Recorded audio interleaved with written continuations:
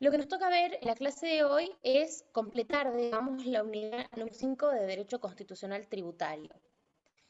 Si ustedes se acuerdan, cuando vimos en la clase anterior el tema de la subdivisión del derecho tributario en las distintas ramas y cómo lo íbamos a estudiar, en el momento en que nos tocó hablar de el derecho constitucional tributario, yo les dije que,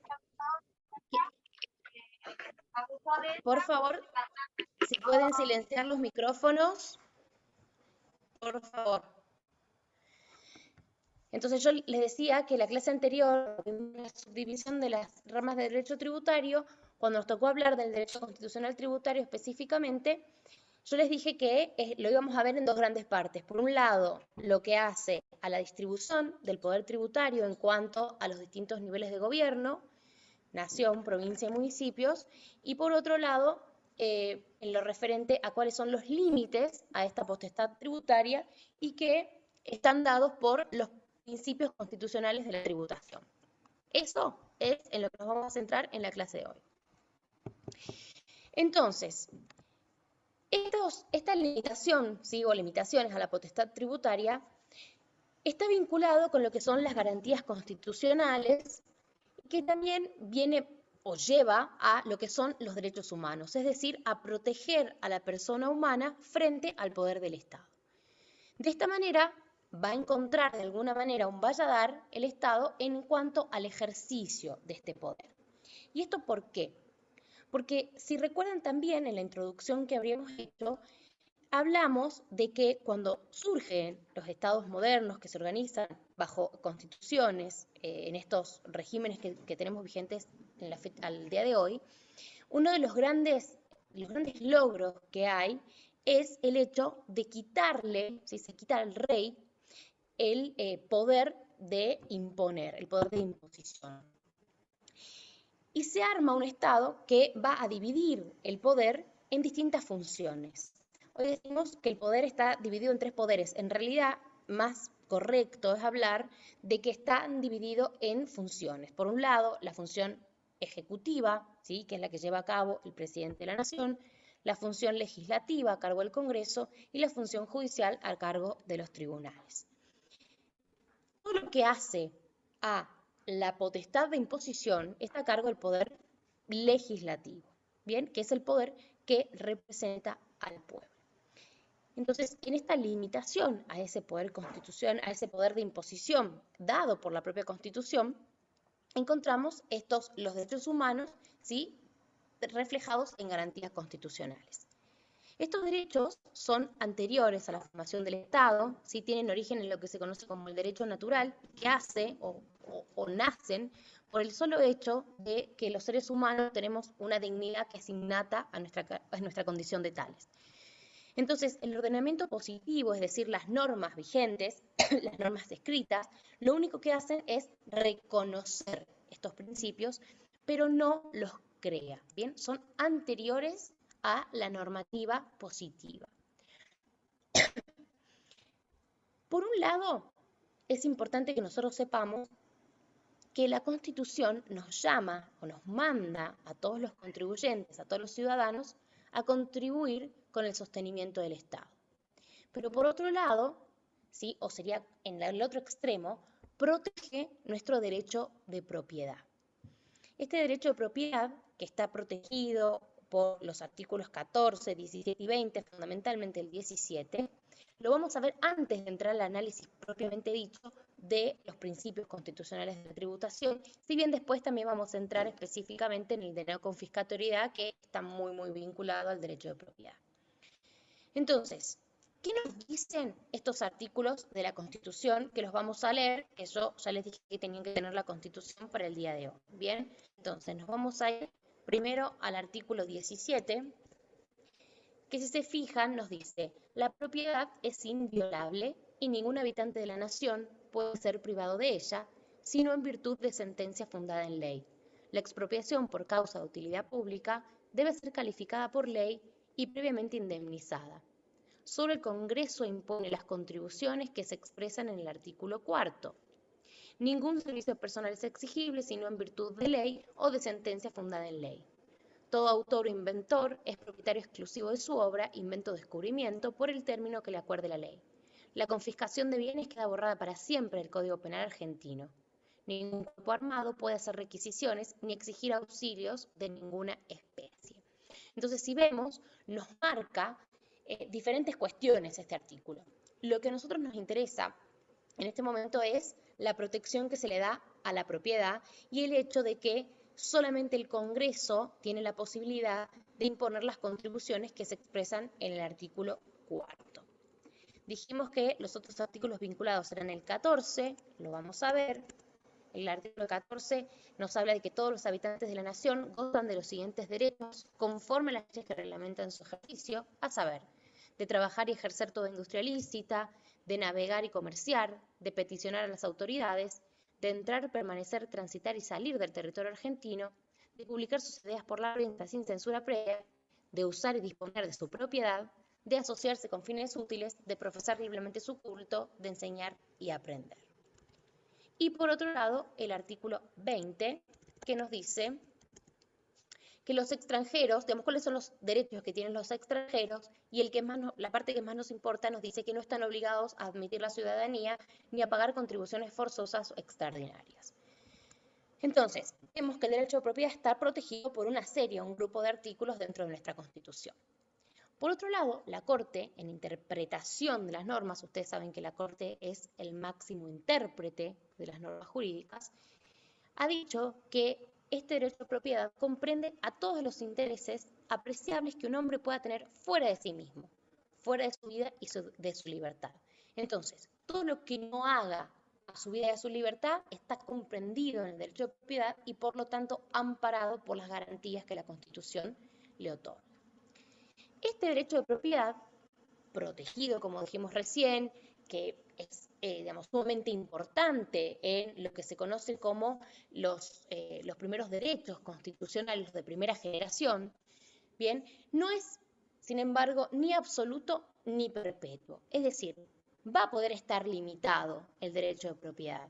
Por ejemplo, por los tributos, es decir, por la materia que a nosotros nos convoca ahora. También va a estar limitado, por ejemplo, por la expropiación, que como vimos recién en los artículos, tiene que tener causa de utilidad pública y una ley que la establezca. ¿Bien? Y por otro lado también está limitado, como absolutamente todos los derechos que tenemos en la Constitución, por las leyes que reglamentan su ejercicio. ¿Por qué? Porque ningún derecho es absoluto, sino que todos son pasibles de reglamentación. ¿Por qué?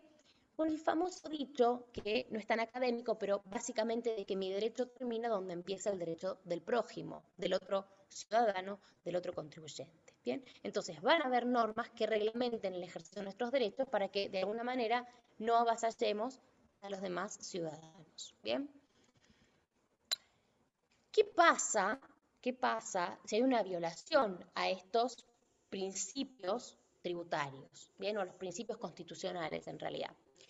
El encargado de hacer este control es el Poder Judicial, dentro de esta función que dijimos que ejerce dentro del Estado, bajo esta concepción de que el poder de alguna manera hay que dividirlo en funciones justamente para que el poder controle al poder. Es, digamos, los dichos que ya venían desde Montesquieu, de Rousseau. Bien, entonces dividen para que haya un sistema de frenos y contrapesos y que no haya un poder que interfiera o que se vaya por encima de otro. Entonces, al Poder Judicial le toca el control de constitucionalidad. Bien, va a ser el único poder, en realidad no es el único, porque todos tienen que respetar, por supuesto, la Constitución, pero este es el que va a decir, bueno, determinadas normas están violando la Constitución. Y lo que va a corresponder en esos casos es la declaración de inconstitucionalidad. Ahora, este control de constitucionalidad a cargo del Poder Judicial decimos que es de tipo difuso. ¿Por qué? Porque lo hacen todos los tribunales, no lo hace solamente la Corte, sino que lo hacen también los jueces de primera instancia y los jueces de Cámara. Sin embargo, en nuestra materia sabemos que, digamos, una de las formas de acceder a la jurisdicción es a través del Tribunal Fiscal de la Nación, que es un tribunal administrativo, pero que está constitucionalmente admitido.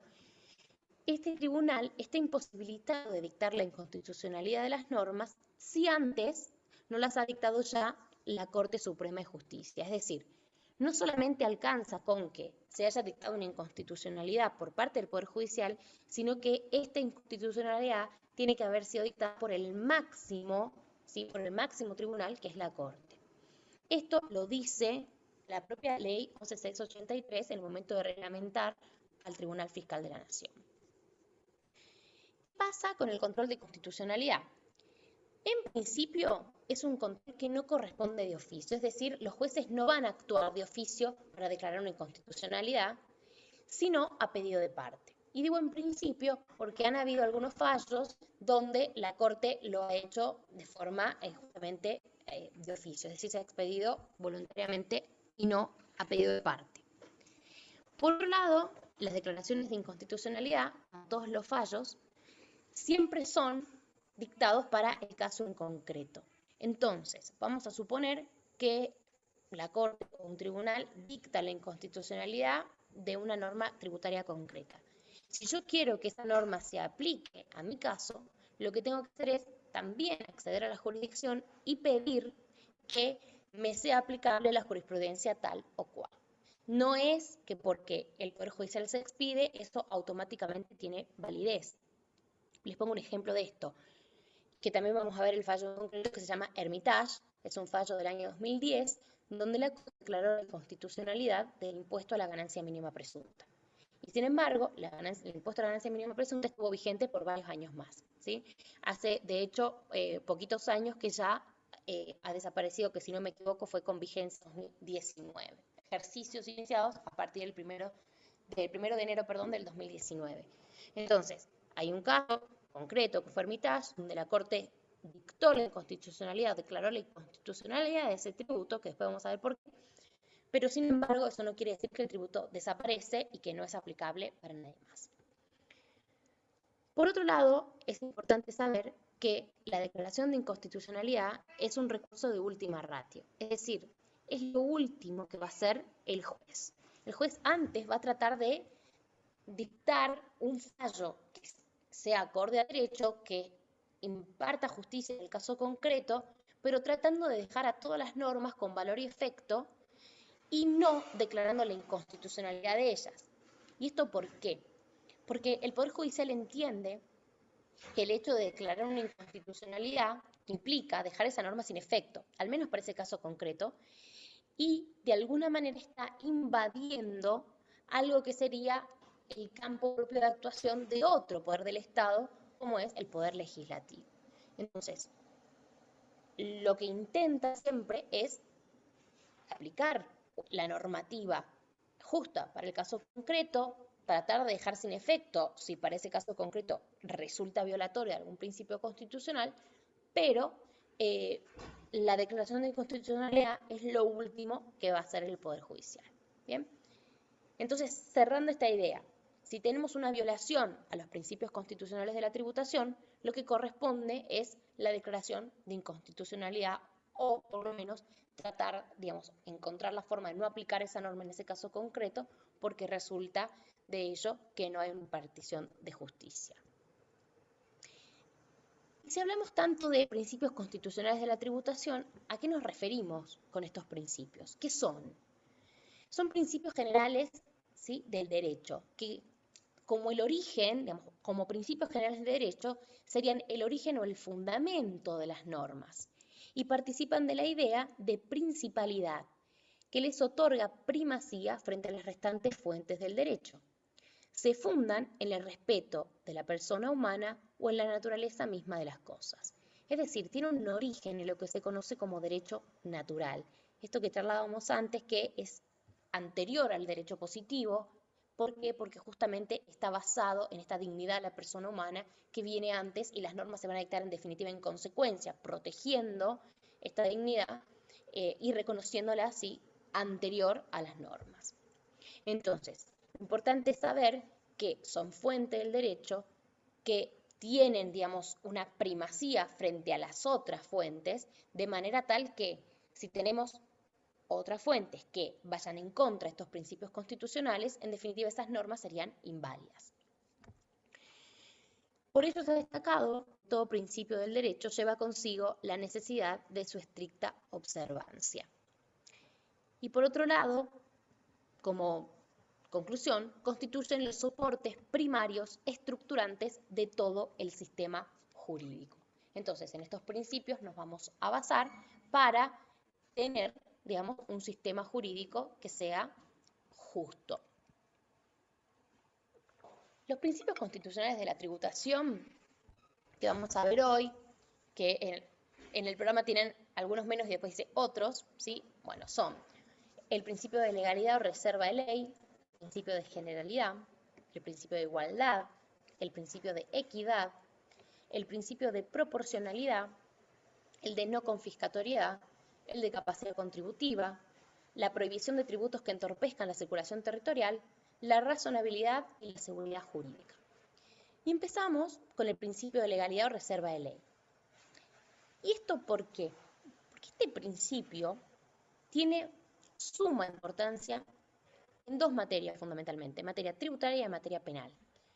Entonces, cuando nosotros hablamos de materia tributaria, tenemos que siempre tener presente la enorme importancia que tiene el principio de legalidad.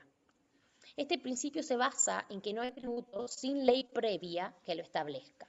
Entonces, fíjense, no hay tributo sin ley previa, es decir, tiene que estar antes de que se produzcan los hechos imponibles, que lo establezca.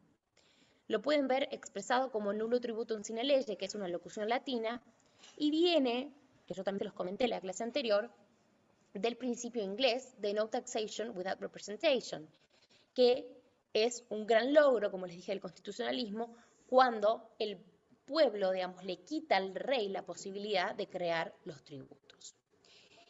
¿Dónde está receptado este principio de legalidad en la Constitución Nacional? En los artículos 4, 17, 52 y 75, incisos 1 y 2. Entonces vamos a leer nuestra Constitución en esos artículos. Bien, el artículo 4 nos dice que, ahí está, el gobierno federal provee a los gastos de la nación con los fondos del Tesoro Nacional, formado el producto de derechos de importación y exportación, del de la venta o locación de tierras de propiedad nacional, de la renta de correos, de las demás contribuciones que equitativa y proporcionalmente a la población imponga el Congreso General y de los empréstitos y operaciones de crédito que decrete el mismo Congreso para urgencias de la Nación o empresas de utilidad pública. Entonces, fíjense, provee a los gastos de la Nación con las contribuciones que equitativa y proporcionalmente a la población imponga el Congreso. Bien, ¿quién tiene que imponerlos? El Congreso. ¿Por medio de qué? De una ley. Entonces, de una ley, en sentido formal, que tiene que respetar toda la normativa constitucional referente a la creación de las leyes, que va a emanar, por supuesto, del Congreso, y vamos a ver que además tiene que tener origen en una de sus cámaras, que es específicamente en la Cámara de Diputados, que es la Cámara que representa al pueblo, por oposición a la Cámara de Senadores, que es la Cámara que representa a las provincias.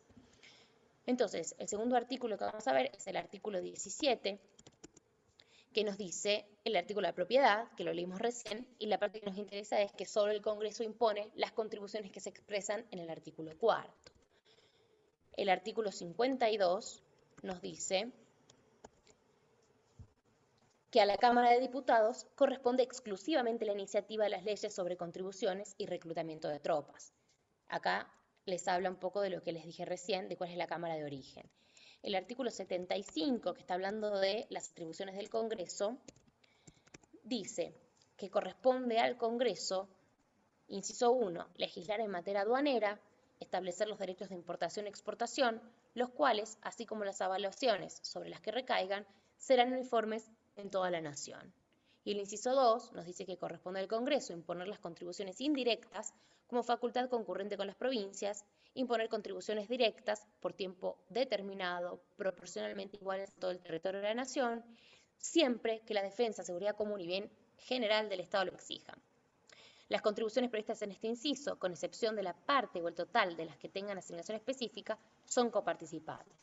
No voy a seguir leyendo el resto del inciso 2 porque lo vieron en la clase anterior, porque hace más referencia a la parte primera del derecho constitucional tributario, es decir, a cómo vamos a distribuir, cómo se distribuyen en realidad las competencias tributarias entre nación, provincia y municipio, ¿sí?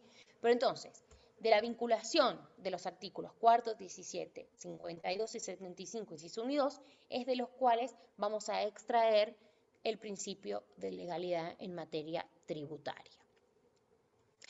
El primer antecedente de este principio en nuestro país vienen, fíjense de qué fecha, 25 de mayo de 1810, ¿bien? Con el acta capitular del Cabildo Abierto de esa fecha, que estableció que no pueden establecerse contribuciones ni gravámenes al pueblo o a sus vecinos sin previa consulta y conformidad del excelentísimo Cabildo. En ese momento el Cabildo hacía las veces de lo que sería hoy un poder legislativo, ¿bien? Reiterando por ahí algo que es importante que les quede muy claro, es que este principio requiere para la creación de tributos la intervención del poder del Estado que representa al pueblo. Lo que dijimos es el poder legislativo, y a su vez es muy importante saber que necesariamente tiene que tener origen en la Cámara de Diputados. Cuando hablamos entonces de principio de legalidad nos referimos a ley formal emitida por el Congreso y con anterioridad al perfeccionamiento de los hechos que se graban. Es decir, no alcanza con tener una ley nada más, sino que esta ley a su vez tiene que ser previa. Por eso es que es importante para el tema de la retroactividad, que es un análisis que vamos a hacer en clases que siguen, porque es importante también que lo hagamos en profundidad. Pero está bueno que a ustedes les quede la idea ahora del principio de legalidad para vincularlo después con la posibilidad o imposibilidad de retroactividad en materia tributaria. ¿Qué es lo que comprende este principio de legalidad? En derecho tributario material, que es donde cobra una importancia tremenda o sideral, ¿sí? Va a comprender los elementos básicos y estructurales del tributo, es decir, el hecho imponible, los sujetos pasivos y los elementos necesarios para la fijación del quantum, así como también las exenciones, porque las exenciones son, en definitiva, excepción, ¿sí?, a los hechos imponibles.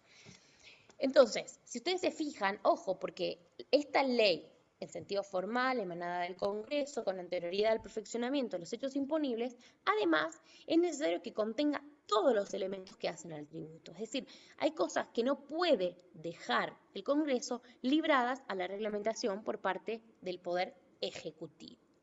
Pero este principio de legalidad no es exclusivo del derecho tributario material, sino que también, por ejemplo, lo vemos en el derecho tributario administrativo formal, ¿sí?, que es la parte del derecho tributario, dijimos, que se encarga de ver cómo el tributo que nace por el derecho tributario material se convierte en tributo percibido y entra a las arcas fiscales. Bien, entonces todo este procedimiento del cómo se va a hacer, también hay una parte de este derecho en la que el principio de legalidad cobra importancia y que es el procedimiento de determinación de oficio, que es un procedimiento reglado y en el cual la administración no puede actuar discrecionalmente. ¿Por qué? Principio de legalidad, procedimiento reglado. Tiene que seguir los pasos que le indica la ley 11.683 para este procedimiento.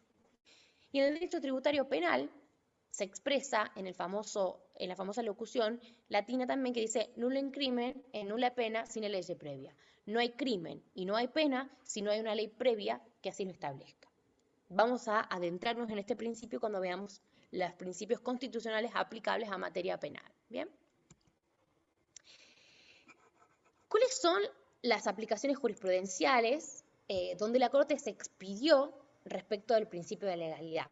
Les aclaro, hay un montón de fallos donde la Corte hace referencia al principio de legalidad por la importancia que este tiene y porque muchas veces lamentablemente se ve vulnerado. Yo no les puse todos, de hecho, por ejemplo, no les puse una famosa y vieja causa que se llama Videodreams, donde lo que había pasado es que, así como en Camaronera Patagónica, que ahora lo vamos a ver un poco más, el Poder Ejecutivo había creado, por un decreto de necesidad de urgencia, un tributo que gravaba el alquiler de videos. Bueno, ahí la Corte le pone un freno y le dice, no, es posible, ¿sí?, crear tributos a través de decretos de necesidad de urgencia. Esto lo tiene que hacer el Congreso a través de una ley. En Camaronera Patagónica, que es del año 2014 y que es un fallo reconocido en el sentido de que se lo entiende como una lección de derecho constitucional, la Corte dijo, es un fallo de 80 páginas, bien, que solo el Congreso impone las contribuciones referidas en el artículo 4. Los principios constitucionales prohíben a otro poder que el legislativo el establecimiento de impuestos, contribuciones y tasas. Entonces, ¿qué había pasado en Camaronera Patagónica? Se habían creado tributos a las exportaciones, las famosas retenciones a las exportaciones, a través de un decreto de necesidad de urgencia. ¿Y qué dijo la Corte? No, cuidadito. Las retenciones a las exportaciones son tributos y por lo tanto deben respetar el principio de legalidad y ser creados por el Congreso. No está permitido al Poder Ejecutivo crear este tipo de tributos, de institutos, ¿bien? Si tenemos tiempo, vamos a leer Camaronera Patagónica todos juntos, si no yo se los voy a subir para que lo tengan porque realmente es un fallo espectacular. Otro caso jurisprudencial del año 89 es Fleischmann, Argentina Inc., donde la Corte dijo que no cabe aceptar la analogía en la interpretación de las normas tributarias materiales para extender el derecho más allá de lo previsto por el legislador. La interpretación expuesta se corresponde con la necesidad de que el Estado prescriba claramente los gravámenes y exenciones para que los contribuyentes puedan fácilmente ajustar sus conductas respectivas en materia tributaria. Aquí varias cosas. Primero, hoy por hoy el principio, digamos, la prohibición de analogía en materia de derecho tributario material lo tenemos expresamente receptado en la Ley 11.683 en su artículo 1. Pero antes de esto ya lo teníamos por creación jurisprudencial y justamente por aplicación del principio de legalidad. Es decir, no es posible aplicar la analogía, que la analogía básicamente es llenar un vacío legal con la respuesta normativa que se da para un instituto similar o un caso similar. Entonces, eso, que es un principio sumamente aceptado en materia de derecho privado, por ejemplo, en lo que es contratos, ¿sí? Todo lo que sea comercial, entonces se puede llenar por analogía vacíos legales. Bueno, esto está completamente proscripto en materia tributaria, es decir, prohibido en materia tributaria y también está prohibido en materia penal. Bien, no podemos por analogía entonces crear hechos imponibles, no podemos por analogía crear exenciones, no podemos por analogía crear ilícitos tributarios. Por otro lado, en toda esta, en este pequeño párrafo que citamos de este fallo, vamos a ver que hay otros principios. Entonces, ustedes después, cuando terminen de estudiar los principios constitucionales, van a ver que hay, ¿no?, como vinculación entre unos y otros. Entonces, esta parte final, donde la Corte dice que esta interpretación respecto a la prohibición de analogía ayuda al hecho de que los contribuyentes puedan fácilmente ajustar sus conductas respectivas en materia tributaria, hace a lo que se conoce como el principio de certeza, que ya Adam Smith en el año 1700 y pico hablaba del principio de certeza y decía, es importante que el agricultor conozca cuáles van a ser sus costos antes de empezar la siembra. O sea, fíjense desde cuándo esto es importante. Y hace a lo que sería una planificación tributaria de un contribuyente, una planificación fiscal, que muchas veces parecería ser una mala palabra, pero en realidad es lo más real del mundo. Es decir, un contribuyente, un empresario en general, si algo hace, es justamente ver cuáles son los costos vinculados a la actividad que va a desempeñar. Y si esos costos no superan sus ingresos, esa empresa no le conviene. Entonces, los impuestos, como un costo más, deben ser tenidos en cuenta para lo que es su planificación. Este principio de legalidad que yo les dije muchas veces vapuleado, vamos a ver algunas de las transgresiones que encontramos en nuestra materia. Por un lado está lo que se conoce como legislación delegada, que está admitida en el artículo 76 de la Constitución Nacional. Si bien no prevé específicamente que esté permitida la delegación legislativa en materia tributaria, sí dice que está permitida para emergencia pública. Vamos a leer este artículo 76. ¿Sí? Lo vamos a buscar aquí. Dice, se prohíbe la delegación legislativa en el Poder Ejecutivo, salvo en materias determinadas de administración o de emergencia pública, con plazo fijado para su ejercicio y dentro de las bases de la delegación que el Congreso establezca. La cantidad resultante del transcurso del plazo previsto en el párrafo anterior no importará la revisión de las relaciones jurídicas nacidas al amparo de normas dictadas como consecuencia de la delegación legislativa. Entonces, fíjense, en principio la regla es que no se permite la delegación legislativa en el Poder Ejecutivo. Es decir, el Congreso no puede darle al Ejecutivo la posibilidad de normar algunas cuestiones que le delega.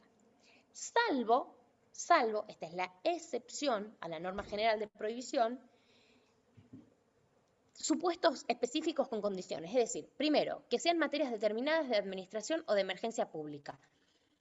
Segundo, que el plazo fijado para su ejercicio esté dado por el Congreso. Y tercero, que las bases de la delegación también estén, digamos, acotadas por parte del Congreso. Entonces, le puede delegar, pero cuestiones específicas y con determinada normativa. No puede después, digamos, o no puede darle al Ejecutivo una rama muy elástica, una herramienta muy elástica en materia de delegación legislativa. Entonces, habiendo leído ese artículo 76, nosotros vemos en ningún lado dice que la materia tributaria sea pasible de delegación.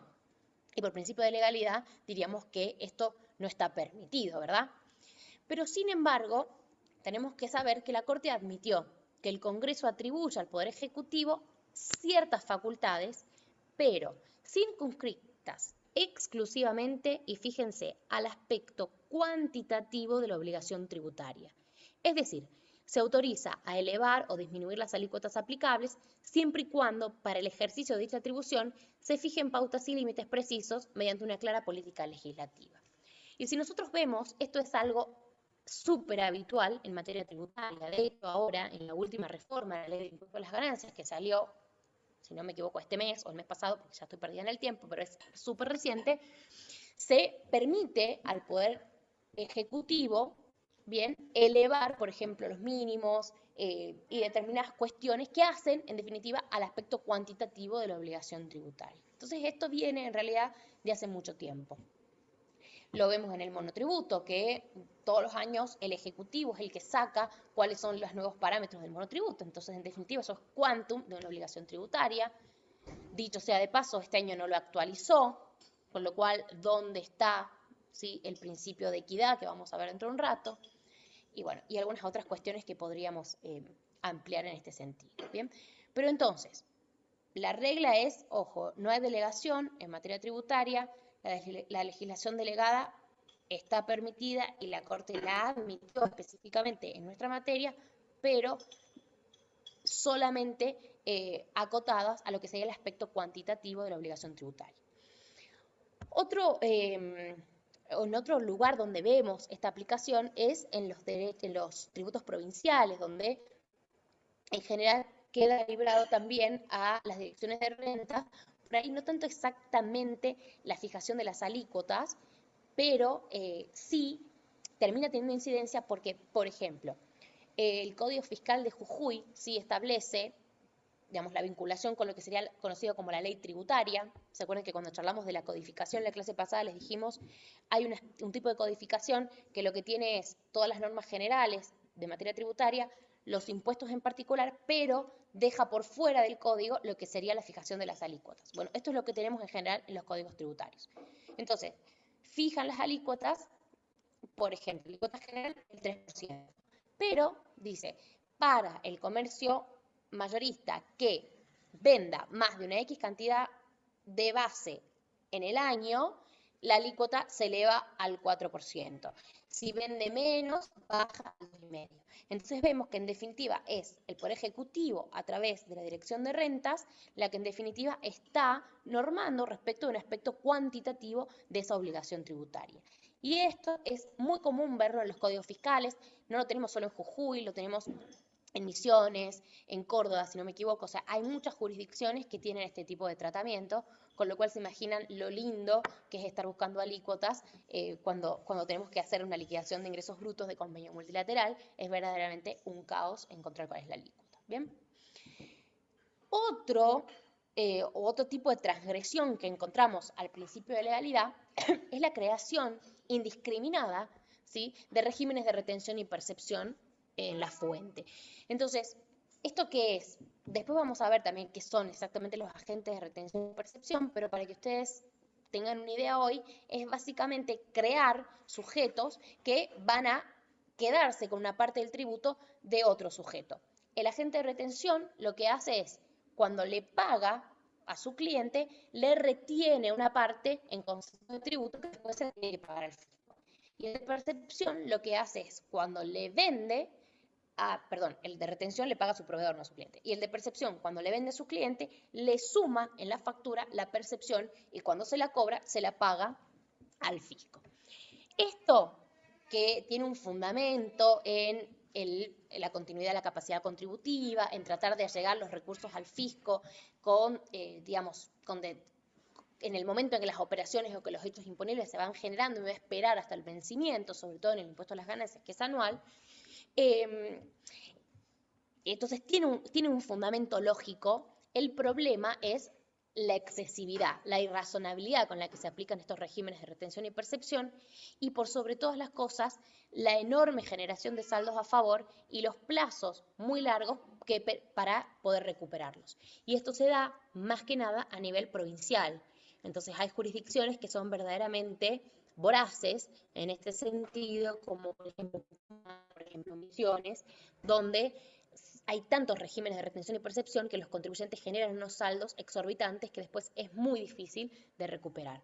Entonces vemos que en definitiva, a través de la creación de una figura de percepción en la fuente, se está violando completamente el principio de legalidad y ni que hablar del principio de capacidad contributiva, porque se está cobrando tributo en definitiva sin una ley previa que así lo establezca. ¿Bien? Otra forma de violentar el principio de legalidad es el desconocimiento de exenciones.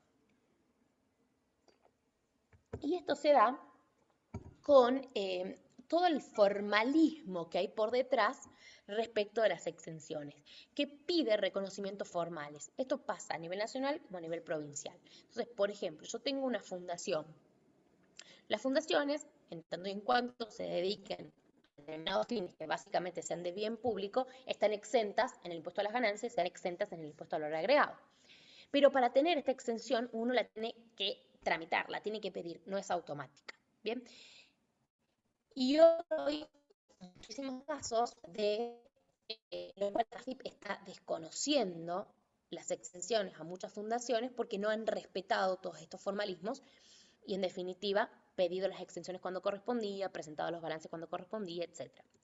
Y lo mismo pasa a nivel provincial. Hay que pedirla de hecho en Salta supuestamente hasta un determinado momento, todos los años lo prorrogan, sí, en este momento había que pedirlo hasta febrero, está prorrogado hasta mayo, pero en definitiva, si yo me dedico, por ejemplo, a la actividad agropecuaria, que está exenta en el impuesto sobre los ingresos brutos de Salta, que es el impuesto a las actividades económicas, lo que tengo que hacer es pedirle a Rentas que me dé la constancia de exención. Y si no la tengo, pierdo la exención en definitiva. Entonces, estamos viendo cómo a través de requisitos formales, ¿sí?, de estos reconocimientos que nos piden las administraciones tributarias, en definitiva, de alguna manera se está violando el principio de legalidad que estableció una exención que ya vimos que tiene que estar en la norma, ¿sí?, emanada del Congreso, etcétera, etcétera, todo lo que dijimos para la aplicación del principio de legalidad.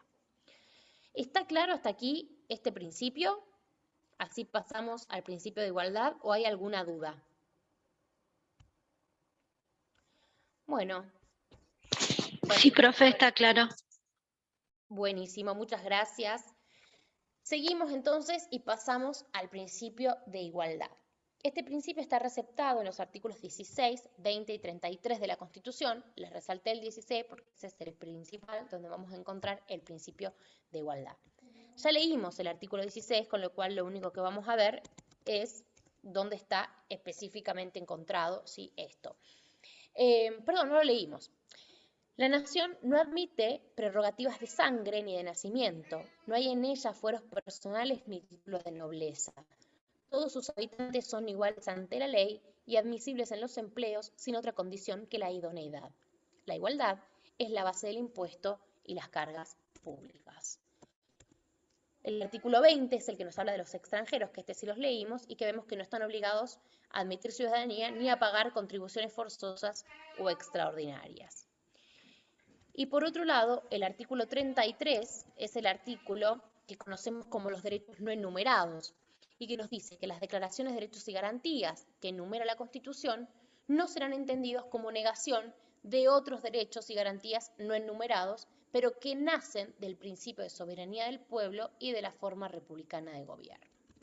Entonces, de la conjunción de estos tres artículos, vemos el principio de igualdad, que a su vez, hoy por hoy, está receptado, ¿sí?, en el artículo primero, tercer párrafo de la 11.683, que también lo vamos a leer. Esa no la tengo abierta, si me dan un segundito, abrimos la ley 11.683 y vamos a ver el artículo 1. Específicamente nos vamos al tercer párrafo, ¿sí?, porque tiene varias cosas, cuestiones de interpretación de la ley en materia tributaria. El hecho de que no se admite la analogía, que es el que vimos hace un rato, que creo que les dije, tercer párrafo, es el segundo párrafo el que nos prohíbe la analogía en materia tributaria, y el tercero nos habla de esto. En todos los casos de aplicación de esta ley, se deberá salvaguardar y garantizar el derecho del contribuyente a un tratamiento similar al dado a otros sujetos que poseen su misma condición fiscal. Este derecho importa el de conocer las opiniones emitidas por la Administración Federal de Ingresos Públicos, las que deberán ser publicadas de acuerdo con la reglamentación que a tales efectos dicte ese organismo. Esas opiniones solo serán vinculantes cuando ello esté expresamente previsto en la ley o en su reglamentación. De paso, les digo que ya a partir de la próxima clase vayan teniendo a mano la ley 11.683, que es la ley de procedimiento fiscal que vamos a usar en el resto de la materia. Entonces, volviendo, tenemos una conjunción de principios constitucionales o de artículos en la Constitución que hacen al principio de igualdad, lo tenemos específicamente receptado en nuestra 11.683, que si queremos muy cariñosamente lo podemos llamar, entre comillas, un código tributario, de alguna manera, de lo que es la parte general de los tributos, que recepta, ¿sí? Entonces, nuestro principio de igualdad no puede ser olvidado en materia tributaria. Sin embargo, ¿qué quiere decir esto de la igualdad? No es una igualdad aritmética, sino que es igualdad de tratamiento ante igualdad de capacidad contributiva. Igualdad de tratamiento ante igualdad de capacidad contributiva. El principio de igualdad, en términos generales, en ninguna rama del derecho se entiende como igualdad para todo el mundo, sino que básicamente apunta, y esto por una interpretación de la Corte, interpretación jurisprudencial, de que es o alude a la igualdad entre iguales. ¿Bien? En nuestro caso, esta igualdad entre iguales va específica, ¿sí? Es igualdad de tratamiento ante igualdad de capacidad contributiva. Entonces, exige que haya un tratamiento desigual en situaciones desiguales. ¿Para qué? Para poder realmente lograr el valor justicia. Lo importante respecto a este principio es que el criterio de distinción del tratamiento no sea irrazonable o discriminatorio. Entonces, frente a distintas situaciones, es lógico, es razonable, es justo que el legislador le dé un tratamiento distinto a aquellas personas que se encuentran en distintas situaciones.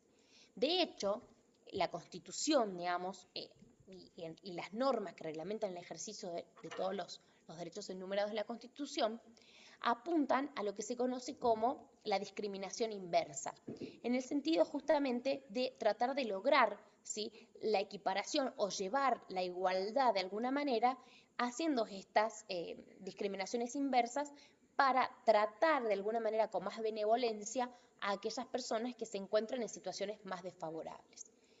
De esta manera vamos a tener, por ejemplo, un tratamiento diferencial. Les pongo un ejemplo en nuestras normas que es de fácil entendimiento.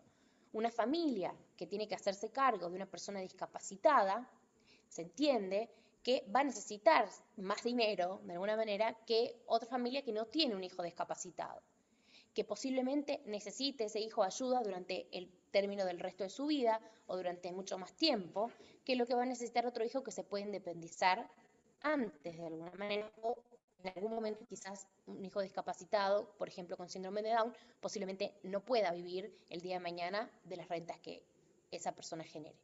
Entonces, en el impuesto a las ganancias, que por otro lado es el impuesto que más resguarda, ¿sí? Lo que será la igualdad, más resguarda el principio de capacidad contributiva, le da a estas familias la posibilidad de deducir, de una deducción, que se conoce como una deducción personal por hijo discapacitado. Entonces, todo el mundo va a tener la posibilidad de acceder a una deducción por los hijos que tengan a su cargo.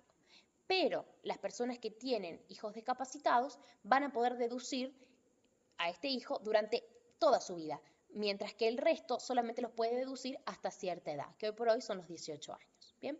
Entonces, este es un ejemplo, ¿sí?, de la aplicación del principio de igualdad, donde en definitiva hay una discriminación inversa y hay un tratamiento desigual en situaciones que no son iguales. ¿Qué dijo la jurisprudencia respecto del principio de igualdad? Y vemos, por ejemplo, la causa López López Luis contra Provincia de Santiago del Estero en el año 91, donde la Corte dijo que la garantía de igualdad de las cargas públicas no impide que la legislación considere de manera diferente situaciones que estima diversas, de forma tal que, de no mediar discriminaciones arbitrarias, se creen categorías de contribuyentes sujetos a tasas diferentes. Entonces, interpretamos de ahí que si no son discriminaciones arbitrarias, está permitido crear distintas categorías de contribuyentes. Esto, por ejemplo, es lo que le daría validez al hecho de que tengamos, por un lado, a los pequeños contribuyentes que pagan en función de un régimen simplificado, que es lo conocido como monotributo, frente a otros contribuyentes que pagan el impuesto a las ganancias y el impuesto al valor agregado, porque ya están en otra categoría. La discriminación no es arbitraria, ¿sí? Hay distintos parámetros para poder recaer o estar amparados por un régimen que en definitiva es más benévolo, menos gravoso, que es el régimen simplificado, y bueno, está dado por los menores ingresos, por la menor cantidad de empleados que tienen a su cargo, por la menor superficie que utilizan en su emprendimiento, la menor energía que usan, etc. Es decir, hay un grupo de parámetros que va a determinar la inclusión o no dentro de un régimen simplificado. En tanto y en cuanto esas categorías entonces no sean discriminatorias o arbitrarias, esto va a estar permitido y va a respetar el principio de igualdad. Por otro lado, vemos dentro del propio impuesto a las ganancias también hay diferentes escalones, ¿sí? Lo que se conoce como hay una alícuota del 9% que va a estar escalonada para un determinado grupo de ingresos y esa alícuota va a ir creciendo a medida que los ingresos vayan creciendo. Entonces hay también un principio de igualdad reflejado ahí donde se va dando un tratamiento distinto a medida que la renta es mayor.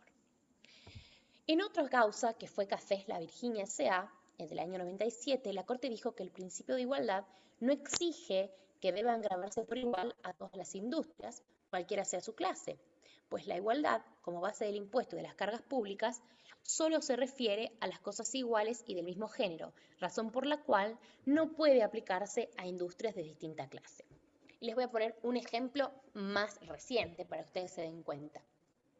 Desde hace muchos años, y ahora acaba de salir otro, hay como un beneficio o un incentivo a lo que es la industria del software.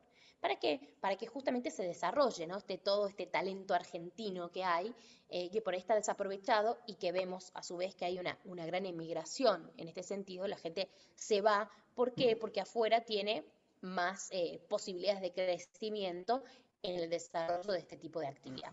Entonces, a nuestro Estado, por supuesto, que le interesa que haya un desarrollo del software, que se quede en la Argentina, que esa actividad se genere aquí, que genere riqueza en el país y por lo tanto le da tratamientos diferenciales y buscando incentivar de alguna manera a esta industria. Entonces vamos a encontrar que tiene exenciones, que tiene, y fuera de la materia tributaria también tiene beneficios en cuanto a la obtención de préstamos, de créditos, etc. Si no hay dudas respecto al principio de igualdad, vamos a pasar al principio de equidad. Este principio está receptado en el artículo 4 de la Constitución, que ya lo hemos leído y que nos dice, fíjense, lo vamos a ver de vuelta, artículo 4, que el gobierno federal provee los gastos de la nación con bla, bla, bla, bla, y las demás contribuciones que equitativa y proporcionalmente a la población imponga el Congreso. O sea, que equitativamente imponga el Congreso a su población. Este principio es lo que se conoce como un fundamento filosófico o de justicia en la tributación. Y es un principio del derecho natural, este que decíamos que tiene origen, porque el fundamento es la persona humana y su dignidad. Entonces, le da de alguna manera esta razón de ser a la tributación. Se vincula con otros principios. En sentido estricto se vincula con la igualdad que recién vimos, pero en sentido lato o en sentido amplio se vincula también con el principio de generalidad, que vamos a ver en un ratito, con el principio de razonabilidad, el de no confiscatoriedad, al punto que algunos los tratan como lo mismo, ¿sí? Le dicen principio de no confiscatoriedad o de equidad. También se vincula con el principio de igualdad, con el principio de proporcionalidad. Entonces, este principio de equidad, que en definitiva apunta a dar un tratamiento que sea equitativo en función de la condición diferente que pueda tener cada uno, tiene excepciones. Y estas excepciones son las desgravaciones, las exenciones y todos los beneficios tributarios que en general podemos encontrar. Y que la base para que esto exista y en alguna manera exceptúe a lo que sería el principio de equidad, viene dado por el artículo 75 en sus incisos 18 y 19, que son lo que se conoce como la cláusula del progreso. Y fíjense que nos dice que corresponderá al Congreso, artículo 75, inciso 18, proveer lo conducente para la prosperidad del país, al adelanto y bienestar de todas las provincias y al progreso de la Ilustración, dictando planes de instrucción general y universitaria y promoviendo la industria, la inmigración, la construcción de ferrocarriles y canales navegables, la colonización de tierras de propiedad nacional, la introducción y establecimiento de nuevas industrias, la importación de capitales extranjeros y la exploración de los ríos interiores, por leyes protectoras de estos fines y por concesiones temporales de privilegios y recompensas de estímulo. Y el segundo, que es el 19, se conoce como la nueva cláusula del progreso, habla de proveer lo conducente al desarrollo humano, al progreso económico con justicia social, a la productividad, economía nacional, etc. Después lo pueden leer porque es bastante largo ese inciso, pero básicamente apuntan ambos a actividad que tiene que tener el Congreso en el sentido de fomentar esto del progreso de la nación. Entonces, esa sería la razón, ¿sí? La razón constitucional que le da una excepción definitiva al principio de igualdad. Y ven, y repito un poco esto, de que está muy vinculado al principio de igualdad que vimos recién. Y esto lo van a ver con muchos de los principios, después cuando los repasen, todos tienen vinculación con todos. ¿Bien? Es importante que sepamos y conozcamos esto y lo reconozcamos. Por otro lado, hay una interpretación del principio de equidad o una aplicación del principio que tiene, en el sentido de lo que es la valoración de política fiscal. Y esto, la Corte lo dijo un montón de veces, es una cuestión política no justiciable. Es decir, es una cuestión, en definitiva, que va a competir al poder legislativo en su ejercicio de política legislativa y en la cual él no se va a inmiscuir el poder judicial. Y lo dice en estos términos: escapa a la competencia de los jueces pronunciarse sobre la conveniencia o equidad de los impuestos o contribuciones creados por el Congreso Nacional o las legislaturas provinciales. Y básicamente lo que apunta es: yo, Poder Judicial, no me meto, en definitiva, si es conveniente o no es conveniente que, por ejemplo, se grave, no sé, se grave determinada actividad, ¿sí? O se grave más que proporcionalmente determinada actividad, se exima a otra. Eso es una cuestión de política legislativa. Y yo ahí no tengo, no es mi ámbito de aplicación y por lo tanto no me meto, ¿sí? Eso es lo que dice un poco la Corte y todo el Poder Judicial referidos a las cuestiones políticas no justiciables. También en el artículo 4 encontramos el origen del principio de proporcionalidad. ¿Se acuerdan? Todas las contribuciones que equitativa y proporcionalmente a la población imponga el Congreso.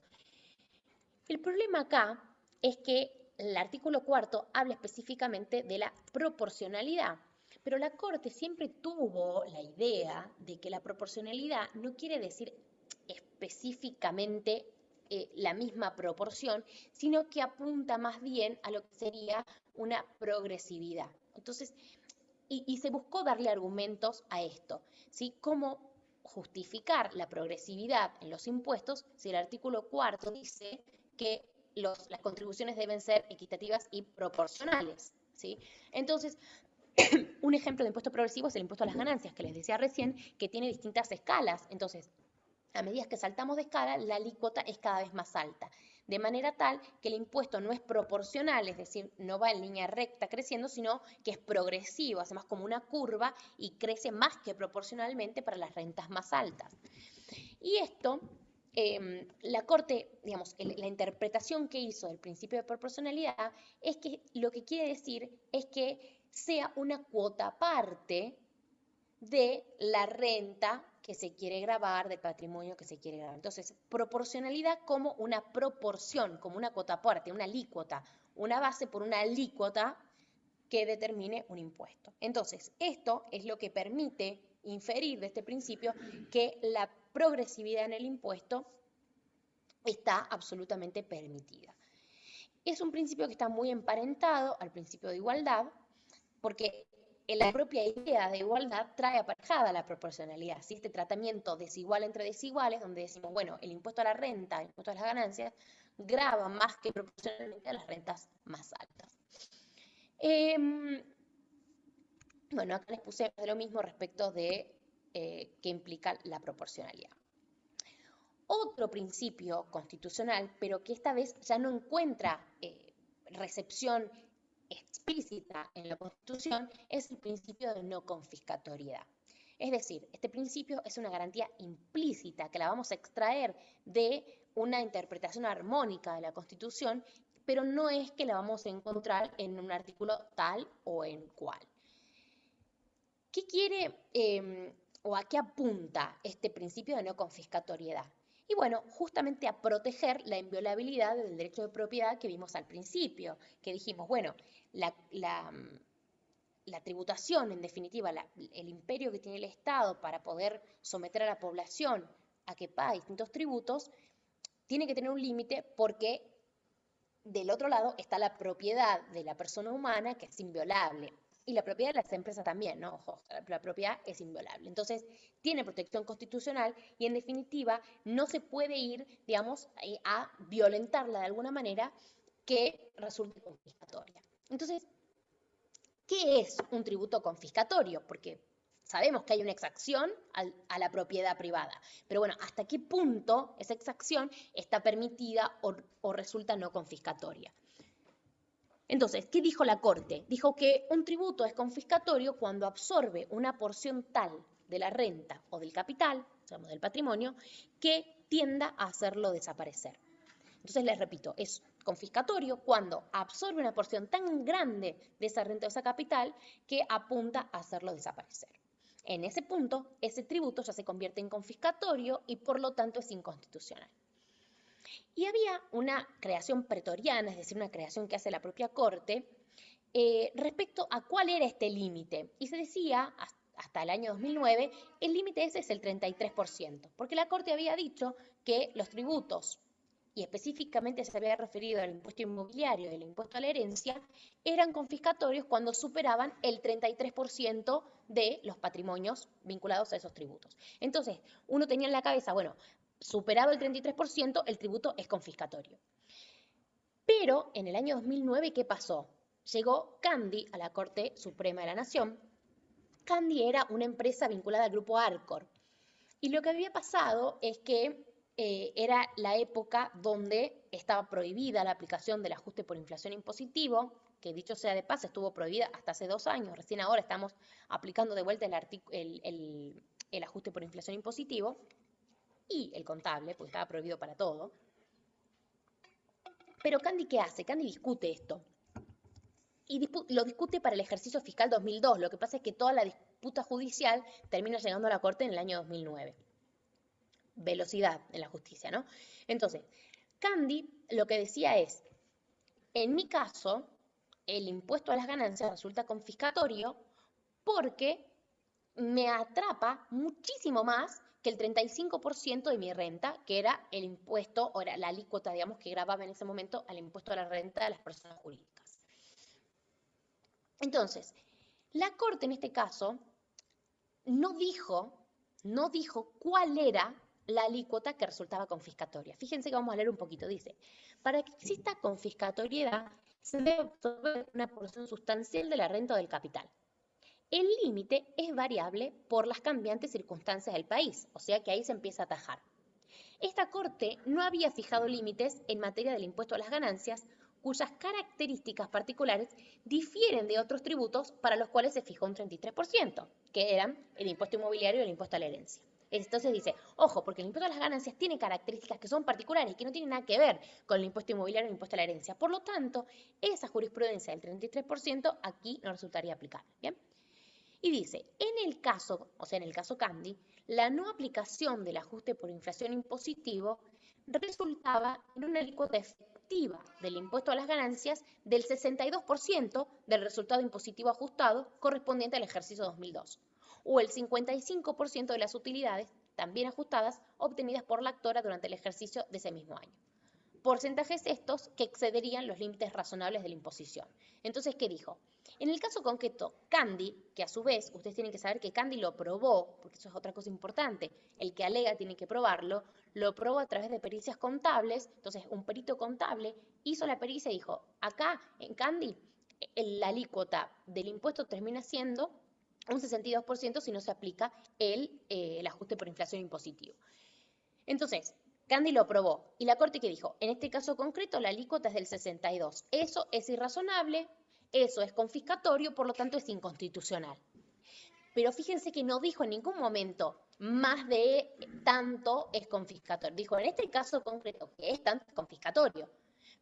Pero ya no sería el 33%, podría estar por debajo, podría estar por arriba, es decir, hay que probarlo en el caso concreto. ¿Por qué? Porque lo dijo específicamente, el límite es variable por las cambiantes circunstancias del país. Y a su vez hay que saber cuál era el contexto político del año 2009 en el que falla la Corte respecto de Candy. Había un proyecto de ley que estaba intentando llevar la alícuota máxima del impuesto a las ganancias al 50%. Entonces, si la Corte decía, no sé, el 40% es confiscatorio, bueno, capaz que la alícuota del tributo, que era el 35, se iba al 40, porque la Corte, en definitiva, estaría de alguna manera dándole pie para llegar hasta ahí. Entonces, también esta es una de las razones por las cuales la Corte no dijo cuál era el límite para la confiscatoriedad, ¿sí? Lo que sí sabemos es que el famoso 33% quedó olvidado, hay que ver el caso concreto, hay que saber que lo tenemos que probar, esto vale en realidad para cualquier tipo de disputa judicial, ¿sí? Y que en Candy, en definitiva, lo que se dijo es, ojo, acá hay que aplicar el ajuste por inflación impositivo. ¿Por qué? Porque si no lo aplico, tenemos un 62%. ¿Quedó claro el principio de la confiscatoriedad?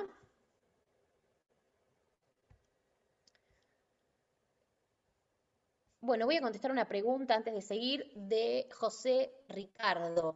Dice, ¿es legal el nuevo régimen provincial simplificado?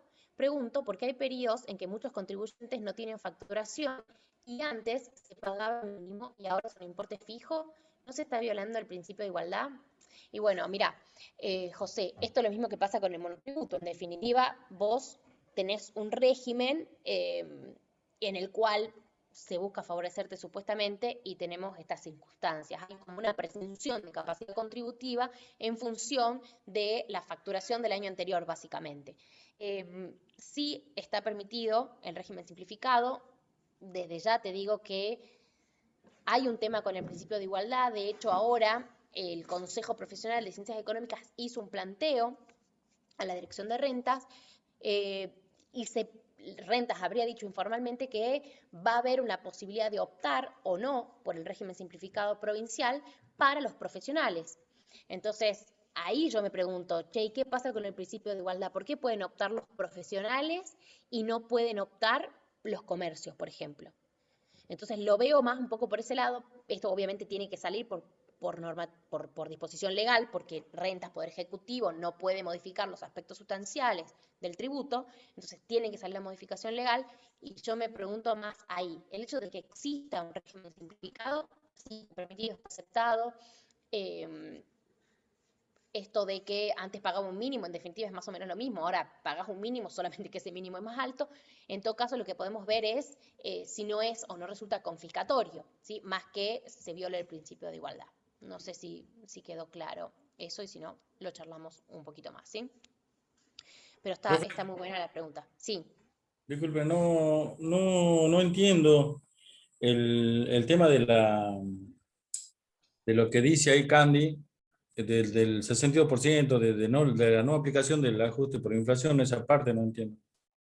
A ver, no me quiero meter tanto en el impuesto en sí, pero básicamente para que ustedes sepan, cuando hay periodos inflacionarios, en definitiva, es conveniente o es más justo, en definitiva, aplicar la inflación para decir, bueno, ¿cuál fue mi ganancia real? Porque vamos a tener una ganancia que, en términos de moneda histórica, puede no reflejar la realidad, de hecho, no refleja la realidad.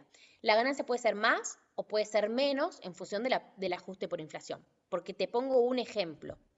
Vamos a suponer que vos tuviste una venta en el mes de enero Ya de entendí, 1.000 pesos. profe, ya entendí. ¿Ya entendiste? Juro por Dios que Ok. entendí. Gracias, Bueno, gracias. de nada. Era- Te iluminaste era- solo porque yo llegué no, bárbaro. era esa parte de la inflación que me tenía, que Ah, bueno, yo no contaba con el ajuste para hacer el impuesto a la ganancia. Ahí la claro. entendí. Eso era el caso Candy. En definitiva dijo, che, si yo lo aplico al ajuste, mira, me resulta un impuesto X. Si no lo aplico, termino pagando el 62%. O sea, en mi caso es confiscatorio. Déjame que lo aplique. Y le dijeron, bueno, sí, Candy, aplícalo. Bien. Hoy por hoy lo Gracias. estamos aplicando para todos los contribuyentes. De nada. Gracias, profe. De nada. Bueno, vamos entonces. Seguíamos con el principio de no confiscatoriedad, porque no, vamos a empezar con el de no confiscatoriedad.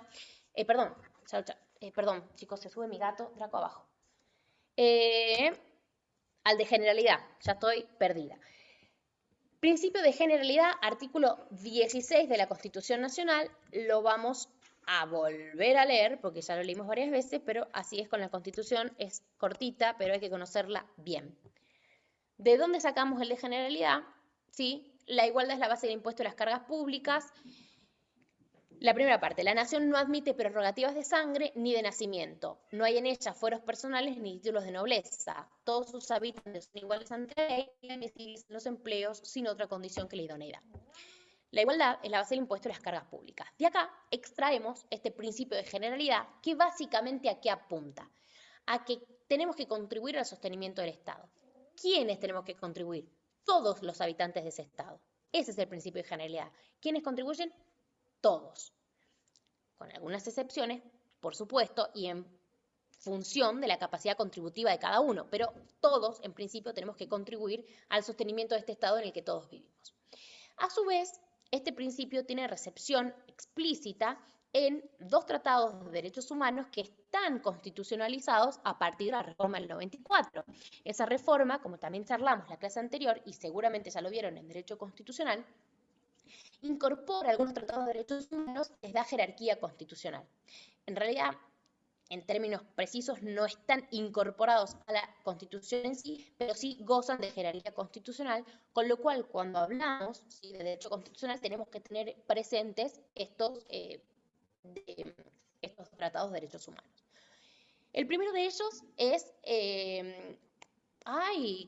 ya me perdí con las siglas, les debo el nombre, porque ya a esta hora me lo olvidé, pero básicamente en ese artículo nos dice: toda persona tiene el deber de pagar los impuestos establecidos por la ley para el sostenimiento de los servicios públicos. Con lo Seguro que cual, es si de se los derechos fijan, humanos, profe. ¿cómo? Seguro que es de los derechos humanos, debe No, decir el sí, último. la última parte sí, pero ya mientras les voy charlando, lo voy buscando acá porque lo tengo en mi librito, para citarles el nombre Profe, ¿no ay, sería Declaración Americana? gracias. ¿Quién es el que habla? Yo creo que sale mi Pero nombre ahí, López Cuesta. no me sale hablando 2 puntos nada. Matías López Cuesta. Matías López Cuesta, muchas gracias. Declaración Americana de Derechos Humanos. ¿Bien? Ese es el tratado que refiere específicamente en este artículo 36, ¿sí?, toda persona tiene el deber de pagar los impuestos establecidos por la ley para el sostenimiento de los servicios públicos. Y el otro es la Convención Americana de Derechos Humanos, que es el famoso Pacto de San José de Costa Rica, que en el artículo 34 nos dice que toda persona tiene deberes para con la familia, la comunidad y la humanidad, y de ahí se extrae este principio de generalidad. ¿Bien? Entonces dijimos, ¿quiénes contribuyen? Todos. En igual proporción y no, porque ya hablamos del principio de igualdad, del principio de proporcionalidad. Van a contribuir en función o según su capacidad contributiva. Entonces, subjetivamente, todos contribuimos en función de esta capacidad contributiva y objetivamente se refiere a que la sujeción de todos los actos, hechos o negocios que exterioricen dicha capacidad tributen. ¿Sí? Entonces, del punto de vista subjetivo lo mira desde el contribuyente, del punto de vista objetivo el hecho imponible en sí, que todos los hechos imponibles que sean de la misma naturaleza en definitiva tributen de igual manera. ¿Bien? La Corte, ¿qué dijo respecto a este principio? Que es un presupuesto para dar cumplimiento al principio de igualdad. Y se vincula con otros principios, por ejemplo, con el de equidad, con el de proporcionalidad, con el de no confiscatoriedad y con el principio de capacidad contributiva. Este principio de capacidad contributiva, del que venimos charlando bastante, es una garantía implícita. Esto es muy importante que ustedes lo sepan porque es un principio que se cita muchísimo en nuestra materia, pero tenemos que saber que no tiene una recepción explícita en la Constitución, sino que también se desprende, ¿sí?, de la esencia, del alma de la Constitución y de varios otros artículos que, en definitiva, nos permiten inferirla. ¿Y qué es la capacidad contributiva? Es la aptitud económica de los obligados tributarios para contribuir al sostenimiento del Estado. Entonces, la aptitud económica. En inglés se la conoce como ability to pay. Esto es lo que es la capacidad contributiva. Y la vemos desde una triple perspectiva. Por un lado, como un fundamento ético-jurídico del deber de contribuir. Entonces, si yo tengo capacidad contributiva, tengo, ¿sí?, el deber moral de contribuir al Estado en función de esa capacidad contributiva. Por otro lado, es una base de medida para la carga, es decir, nos fija un cuánto. Entonces, ¿cuánto voy a pagar? Y bueno, justamente tomo como base de medida esta capacidad contributiva. Y por otro lado, para el Estado, como un límite infranqueable. Usted, Estado, no puede ejercer su potestad tributaria yendo más allá de la capacidad contributiva o tratando de gravar en donde no hay capacidad contributiva. ¿Ok? Disculpen que me ahogué tomando agua. Bueno, no es una medida objetiva, por el contrario, es una medida subjetiva. Justamente lo que está buscando es esta aptitud económica que tiene un contribuyente concreto. Entonces, más subjetivo que esto, no sé si hay algo que pudiéramos encontrar, ¿verdad? Entonces, va a venir dada por la posibilidad de contribuir una vez superado un mínimo que posibilite un nivel de vida digno para el contribuyente y su familia.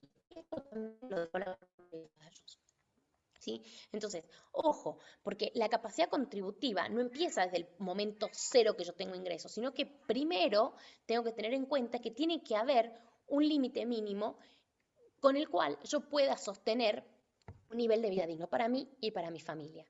Y fíjense que hoy por hoy, lo vamos a buscar mientras charlamos, en cuánto están los mínimos del impuesto a las ganancias y ustedes me dicen si ahí hay o no hay capacidad contributiva, ¿no? Mínimo no imponible, impuesto a las ganancias. A ver qué nos sale. Esto se acaba de subir. Año 2021, el mínimo no imponible, 81.000 pesos mensuales.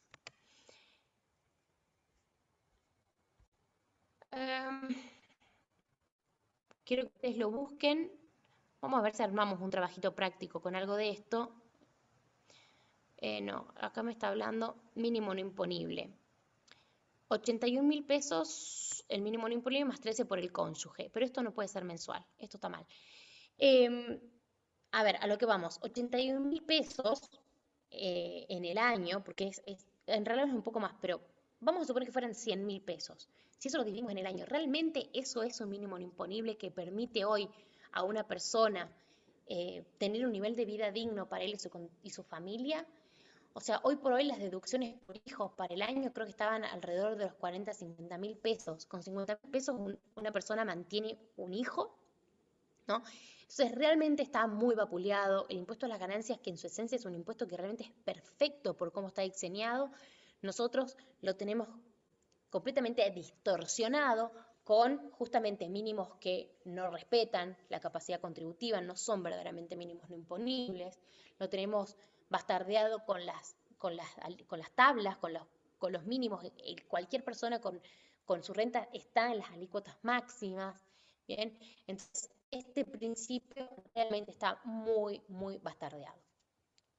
Las formas que tiene la capacidad contributiva de exteriorizarse son la renta, el patrimonio y el consumo. De hecho, estos son los tipos de tributos que después tenemos, ¿sí?, en el derecho positivo. El impuesto que grava la renta, por excelencia, es el impuesto a las ganancias. Un impuesto que grava el patrimonio es el impuesto sobre los bienes personales. Ahora, la famosa contribución a las grandes fortunas también es un impuesto que grava el patrimonio. Y un tributo que grava el consumo es el IVA, por ejemplo, o los impuestos internos. Entonces, en general, tenemos en los sistemas tributarios una mixtura de todo esto para terminar alcanzando las distintas exteriorizaciones de capacidad contributiva que hay en una población. Porque podemos tener, por ejemplo, una persona que haya recibido una herencia muy importante, que no tenga una renta muy grande, pero sí tiene un patrimonio interesantísimo. Entonces, bueno, capaz que tributa en función de su patrimonio y no termina tributando tanto en función de su renta. ¿Bien? Puede haber otros que sea al revés, tiene muchísima renta, pero resulta que se la gasta porque se da una vida fantástica de puros viajes y no tiene un patrimonio muy grande, entonces esa persona terminará tributando en función de su renta y de su consumo. Y así las distintas combinaciones que se les ocurran. Pero básicamente estas son las exteriorizaciones de capacidad contributiva que graban los distintos tributos en todos los países. Este principio alberga un concepto de justicia y se encuentra vinculado a los principios de no confiscatoriedad, de igualdad y de generalidad. Es importante que tengamos en cuenta que el principio de capacidad contributiva no se aplica en los tributos con finalidad extrafiscal, como por ejemplo es los impuestos internos, que justamente gravan de alguna manera, ya sea algunos bienes suntuosos, como por ejemplo los diamantes, o paga impuestos internos un auto de alta gama, aquel que tiene un yate, un avión, pero también tiene fines extrafiscales para tratar de desincentivar el consumo de determinados productos, como por ejemplo el alcohol, por ejemplo los cigarrillos. Entonces, estos tributos que tienen esta finalidad extrafiscal de desincentivar determinadas conductas no miran o no tienen en mira la capacidad contributiva, como sí la tenemos en el impuesto a las ganancias, el impuesto sobre los bienes personales, etc. ¿Bien?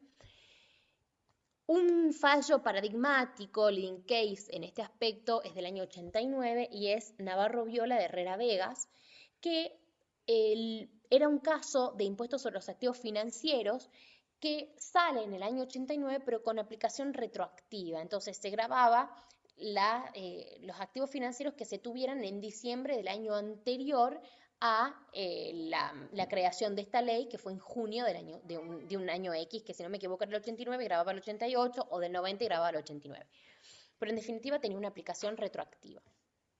Entonces, al margen de que este también es un fallo que vemos en lo que hace a la retroactividad en materia tributaria, acá lo que la Corte dijo es: la existencia de una manifestación de riqueza o capacidad contributiva es indispensable requisito de validez de todo gravamen, la cual se verifica aún en los casos en que no se exige que ella guarde una estricta proporción con la cuantía de imponible.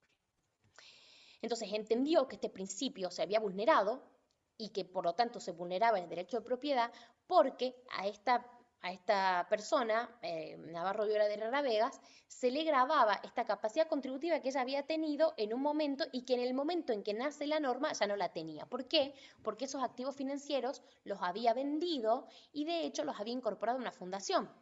Con lo cual, en el momento que tenía que pagar el tributo, ya la capacidad contributiva no estaba. Y como la capacidad contributiva es un fundamento para la existencia de los tributos, no podía, o ese tributo devenía, digamos, como violatorio a la propiedad de esta persona y por lo tanto inconstitucional.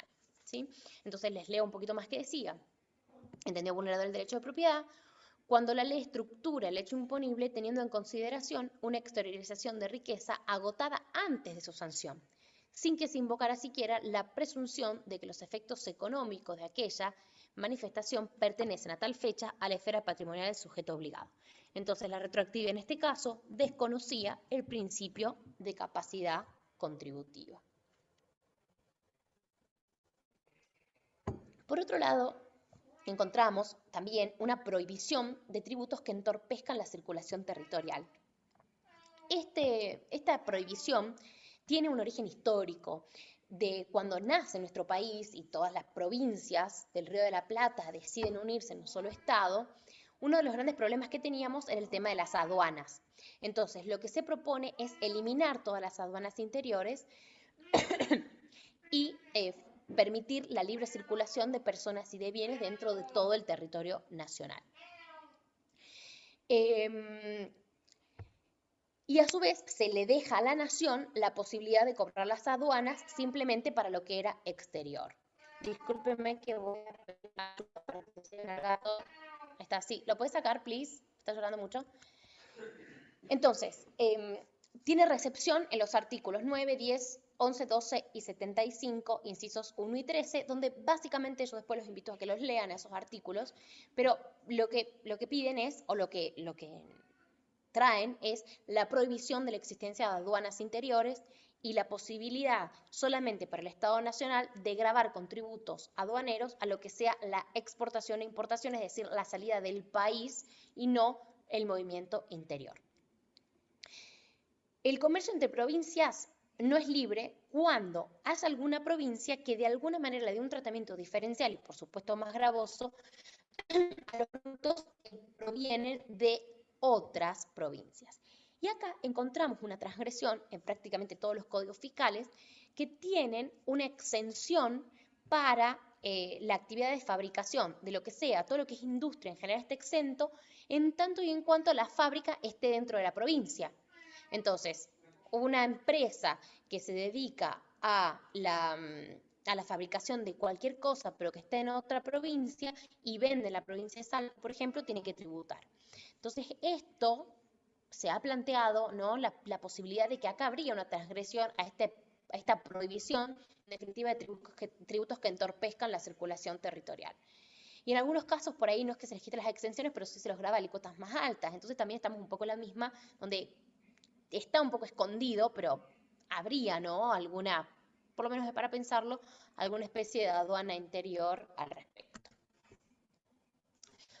Otro principio que es importantísimo en todo el derecho y en nuestra materia, por supuesto que también, es esta garantía innominada, que es el principio de razonabilidad. No lo encontramos específicamente en la Constitución, no es que en algún lado nos dice que se necesite el principio de razonabilidad, pero sí surge implícito de los artículos 28 y 33. El artículo 28, de hecho ahí lo tengo marcado como, al 33 lo tengo marcado, ¿sí? Fíjense, los principios, garantías y derechos reconocidos en los anteriores artículos no podrán ser alterados por las leyes que reglamenten su ejercicio. Entonces, todos los reglamentos no van a poder ir en contra de lo que está normado en la primera parte, que son los principios, derechos y garantías de la Constitución, y por lo tanto la reglamentación tiene que ser razonable de esos derechos y garantías. Y el artículo 33,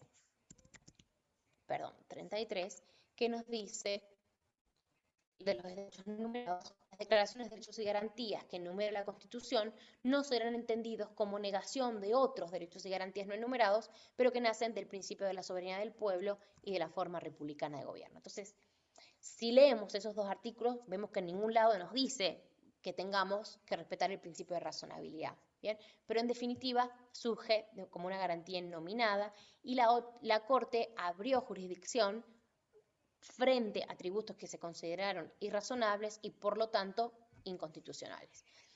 ¿Qué quiere decir esto de la razonabilidad? Apunta a que haya una adecuación de medios afines. Es decir, si yo tengo un fin en la mira, no puedo por cualquier medio llegar a ese fin. Necesito que haya una adecuada, ¿sí?, vinculación entre ambos.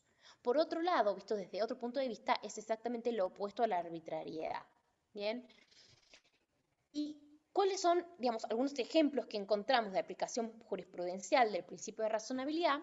Tenemos por un lado el fallo Hermitage, que se los hablamos un poquito de este al principio de la clase, que es del año 2010 y que trata acerca de la inconstitucionalidad del impuesto a las ganancias mínima presunta, que básicamente este impuesto, ¿qué es lo que hacía? Justamente presumía una ganancia que no existía, que tenía que ser mínima y que estaba dada en función de los activos de la empresa. Entonces usted tenía muchos activos y tenía que pagar una X proporción en concepto de impuesto a la ganancia mínima presunta.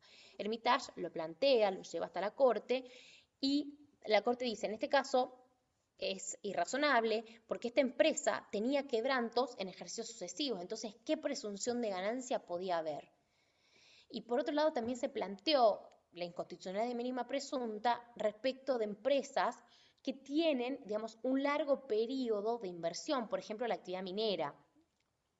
No me quiero meter exactamente en la actividad minera, pero para darles el ejemplo de cuál sería una empresa donde al principio se necesita mucha inversión para la investigación, para la exploración, y recién después, a lo largo de una X cantidad de tiempo, se van a empezar a ver los frutos de esa inversión.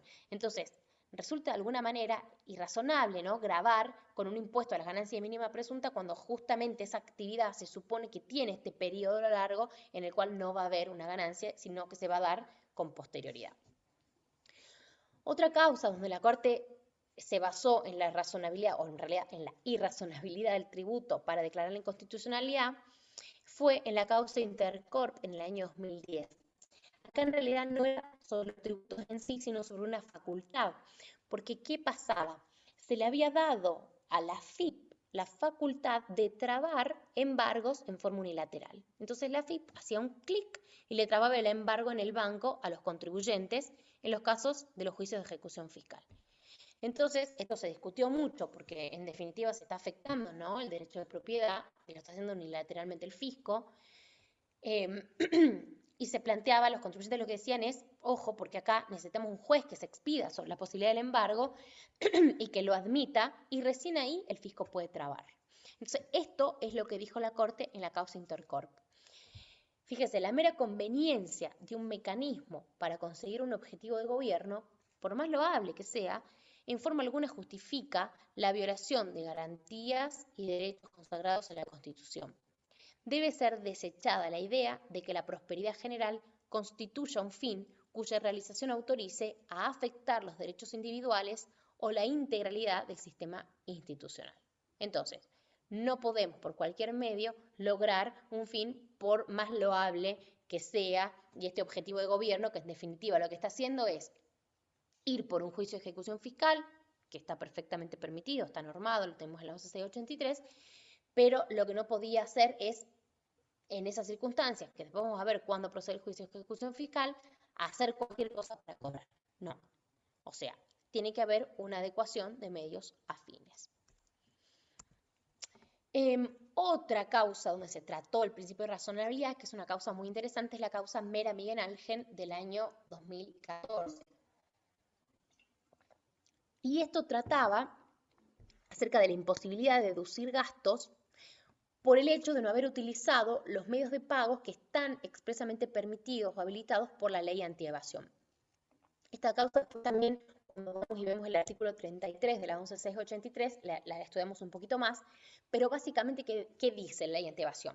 Si usted, contribuyente, paga con alguno de los medios que no están permitidos, básicamente paga en efectivo, un determinado concepto, eso no va a poder usted después deducirlo como gasto en el impuesto a las ganancias para bajar su impuesto, ni va a poder utilizar el crédito fiscal en el impuesto al valor agregado. Entonces, en Mera Miguel Ángel, la Corte lo que dijo es que esto era irrazonable porque desvirtuaba los impuestos, desvirtuaba el hecho de que existe un valor agregado en el IVA, porque si usted no me permite computar el crédito fiscal, yo estoy pagando por todo y en definitiva estoy pagando por el valor agregado de la etapa anterior, que es decir, no solo mi valor agregado, sino el valor agregado de un tercero, y desnaturalizo el impuesto al valor agregado.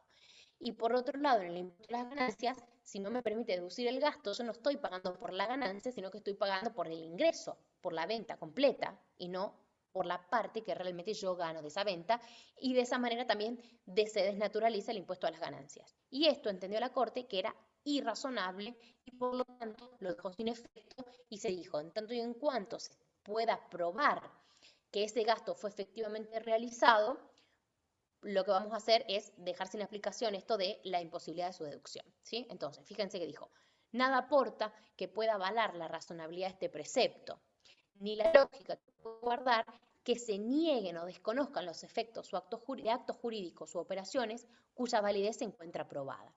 Por motivos estrictamente formales, importa prescindir de la real existencia de capacidad contributiva, la que tiene que verificarse en todo gravamen como requisito indispensable de su validez. Se concluye en la falta de razonabilidad de la norma impugnada. ¿Bien? Y la dejo, por supuesto, sin efecto. Mira, Miguel Ángel, como les digo, es una causa muy interesante. Si no me equivoco, la tienen en la plataforma y obviamente que les recomendamos que la lean. ¿Bien? Otro principio que tenemos es el de la seguridad jurídica, que también se trata de una garantía innominada. En ningún lado de la Constitución vamos a ver que nos diga que la seguridad jurídica es un principio que tenemos que aplicar. Es un sinónimo de certeza y viene ya del principio de certeza de Adam Smith, que también lo charlamos un poquito más adelante en esta clase. Y básicamente apunta a la previsibilidad, ¿bien? A la previsibilidad de las conductas, también de las conductas del propio Estado. Entonces yo, si tengo seguridad jurídica, es más posible que decida invertir. Si yo trabajo en un Estado que me da cierta seguridad jurídica, y bueno, voy a estar un poco más tranquilo, ¿sí?, a la hora de invertir. Y ese es justamente uno de los grandes problemas que tenemos en Argentina, y pretendemos todavía que vengan los inversores y que pongan plata aquí, ¿no? Frente a una inseguridad jurídica tremenda. Ahora, por ejemplo, se está hablando de aumentar otra vez las alícuotas del impuesto a las ganancias. Entonces, realmente es una locura. Una de las causas donde la Corte se expidió respecto de la seguridad jurídica es Autolatina Argentina S.A., perdón, del año 96. En realidad, esta causa trataba, y también la estudiamos, en lo que es la aplicación del principio de la realidad económica, que está normado en el artículo 2 de la Ley 11.683, que también lo vamos a ver cuando veamos interpretación de las normas e interpretación de los hechos en materia tributaria. Pero básicamente, y también se los nombré el otro día, para hacernos una idea, lo que dice es, lo que importa es la realidad económica de los hechos disponibles. ¿Sí? Para lo que sea la tributación, a nosotros nos interesa la esencia económica de ese hecho y no tanto la investidura jurídica con la cual los contribuyentes de alguna manera dieron a este hecho económico, este negocio económico. Entonces, si esta vestidura jurídica que se le dio, por ejemplo, el contrato bajo el cual se arregló una relación jurídica concreta que da origen a hechos imponibles, no es o no refleja su verdadera esencia económica, su verdadera realidad económica, lo que se hace es correr ese velo jurídico, lo sacamos y nos vamos a la esencia, a lo que sería la realidad económica. ¿Bien? Entonces, ¿qué dijo la Corte respecto de ese principio? Sin desconocer la importancia que tiene en esta materia el principio de la realidad económica, su aplicación no puede conducir a desvirtuar lo establecido específicamente por las normas legales que regulan completamente la relación tributaria. Una conclusión contraria afectaría el principio de reserva y supondría paralelamente un serio menoscabo a la seguridad jurídica, al que este tribunal ha reconocido a sí mismo jerarquía constitucional. E importaría prescindir de la necesidad de que el Estado prescriba claramente los gravámenes y exenciones para que los contribuyentes puedan fácilmente ajustar sus conductas respectivas en materia tributaria. Bien, entonces básicamente lo que dice es, tiene jerarquía constitucional por interpretación de la Corte. Con esto terminamos el análisis de los principios constitucionales. Yo ahí les puse la bibliografía con la cual armamos esta presentación, que por supuesto es una decisión. No vamos a llegar a leer el fallo de Cámara Obrera Patagónica, yo se los voy a subir y voy a ser tan buena que se los voy a subir subrayadito así por mí. Verán acá abajo que tiene 80 páginas el fallo, pero les voy a tirar algunos tips para la lectura, porque a mí nadie me lo dijo en su momento y me hubiese encantado que alguien me oriente en el sentido de cómo leer un fallo cuando uno no está acostumbrado a leer fallos. Fíjense a qué estamos apuntando. Estamos apuntando a los principios constitucionales. Acuérdense que Camarera Patagónica es un caso donde por DNU el Ejecutivo crea tributos a las exportaciones y la Corte básicamente lo que dice es, ojo, porque esto es un tributo, tiene que respetar el principio de legalidad, tiene que ser creado por el Congreso. Entonces, teniendo un poco ya el conocimiento de cómo finaliza la película, es fácil, ¿no? Leer el fallo. Y lo que yo les digo es, no se detengan en las cuestiones de procedimiento vinculadas a lo que hace, porque obviamente va a tener cuestiones procesales también en el medio, sino que vamos a la esencia de lo que nosotros estamos apuntando en este momento, que es a los principios constitucionales y más específicamente el principio de legalidad en la creación de los tributos que tienen que ser creados por ley formal emitida por el Congreso. ¿Ok? Fíjense, es un año del año 2014 y como dice nuestro gran profesor, el profesor Damarco, es realmente una lección de derecho constitucional. No sé si alguien quiere hacer alguna pregunta, como para que, demos, si no por terminada, la clase.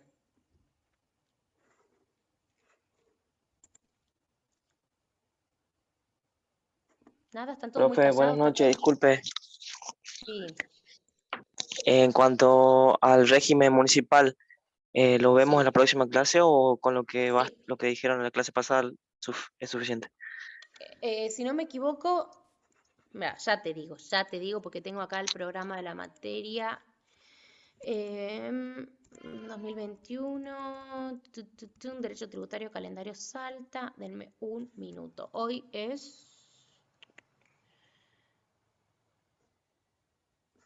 19, sería acá. No, estoy en 19 de mayo, chicos, cualquier cosa. La clase del miércoles la da la profe Ewes y sí, ahí van a ver todo el régimen tributario municipal, la naturaleza jurídica de las municipalidades y todas las atribuciones fiscales de los municipios. O sea, la profe va a adentrarse bastante en este tema. A ver, Bien, profe, buenísimo, muchas gracias. de nada. Julio pregunta que la categoría A también puede optar por seguir presentando las DJ o para el mismo. Sí, tiene razón, también la categoría A, además de los profesionales, esto vinculado al monotributo provincial. Bueno, régimen simplificado provincial. Convención Americana, sí. Apuntes del doctor Damarco, ¿dónde los conseguimos? Y vas a tener que hacer el posgrado, mi querido Guillermo Eduardo. Esto es de las clases que él fue dando en el posgrado de tributación, ¿sí? Pero bueno, hay un montón de escritos, de libros del doctor Damarco que si interesa leer, habría que buscar en la biblioteca de la Facu. Bien. No sé si alguien tiene alguna otra pregunta. Cri, ¿no? Bueno, entonces les subo el fallo de Camarera Patagónica, léanlo. Si se fijan, hasta la página 20 está el voto de la mayoría, después vienen las disidencias o los votos, digamos, de cada uno de los ministros, pero con que lean hasta la página 20 estamos perfectos. Así que los desasusto un poco con el hecho de que tiene 80 páginas y además tiene, en la forma escrita por la Corte, que tiene interlineado doble, o sea, lo van a leer bastante rápido, ¿sí? Bueno, me alegro que les haya quedado claro. Ahora entonces les subo el fallo. Y bueno, a descansar y a repasar y a seguir haciendo los trabajos prácticos para que, como ya saben, no son obligatorios, pero bueno, son para ustedes, en beneficio de ustedes. Nos vemos la próxima clase. Adiós. Chao, profe. Chau, chau. Sí, subo la clase, no se preocupen. Apenas me la pasen el técnico, yo se la subo. Adiós. Chao, profe.